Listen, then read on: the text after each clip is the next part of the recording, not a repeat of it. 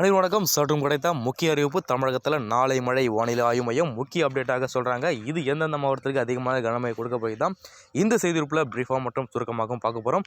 அதுக்கு முன்னாடி நம்மளோட சேனலுக்கு வந்திருக்கீங்கன்னா மறக்காமல் சப்ஸ்கிரைப் பண்ணிக்கோங்க. பக்கத்தில் இருக்க பெல் ஐக்கனை கிளிக் பண்ணி ஆல்ரெடி பண்ணிக்கோங்க.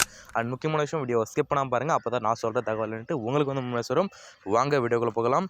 அதாவது பார்த்தீங்கன்னா, இந்த செய்திக்குறிப்பில் என்ன சொல்ல வராங்கன்னா, மேற்கு தொடர்ச்சி மலை மாவட்டங்களில் குறிப்பாக ஓரிரு இடங்களில் இன்று மிதமான மழை பெய்ய வாய்ப்பு இருப்பதாக வானிலை ஆய்வு மையம் தெரிவிச்சிருக்காங்க. ஸோ இந்த நிலையில் தான் இது தொடர்பாக வானிலை ஆய்வு மையம் வெளியிட்ட அறிக்கையில் கிழக்கு திசையினுடைய காற்று வேகமாக காரணமாக மேற்கு தொடர்ச்சி மலையில் குறிப்பாக ஓரிரு இடங்களிலும் இன்றும் நாளையும் லேசான முதல் மிதமான மழை பெய்யக்கூடும் அப்படின்ட்டு எதிர்பார்க்கப்படுகிறதாக சொல்கிறாங்க.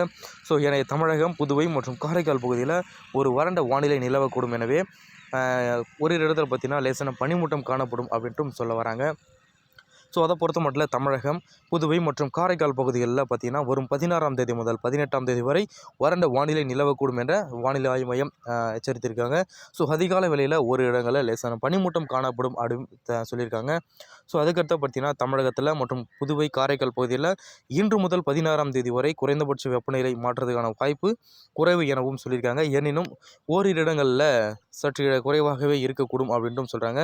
ஸோ குறைந்தபட்ச வெப்பநிலை இயல்பாகவே இருக்கக்கூடும் அப்படின்ட்டும் சொல்கிறாங்க. ஸோ சென்னை மற்றும் அதனுடைய புறநகர் பகுதியில் பொறுத்த மட்டும் இன்று வானம் ஓரளவு மேகமூட்டத்துடன் காணப்படும் எனவும், அதிகாலை வேளையில் ஒரு இடத்துல பார்த்திங்கன்னா லேசான பனிமூட்டம் காணப்படும் எனவும், இதனுடைய அதிகபட்சமான வெப்பநிலை பொறுத்த மட்டும் என்ன சொல்ல வராங்கன்னா 31 டிகிரியிலிருந்து 32 டிகிரி செல்சியஸ் ஒட்டியும், குறைந்தபட்ச வெப்பநிலை பார்த்தீங்கன்னா 21 முதல் 22 டிகிரி செல்சியஸ் ஒட்டியும் இருக்கக்கூடும் அப்படின்ட்டும் சொல்லியிருக்காங்க. மீனவர்களுக்கான எச்சரிக்கை பொறுத்த மட்டும் எதுவும் விடவில்லை அப்படின்ட்டும் இந்த செய்தியை நிறைவடைகிறாங்க.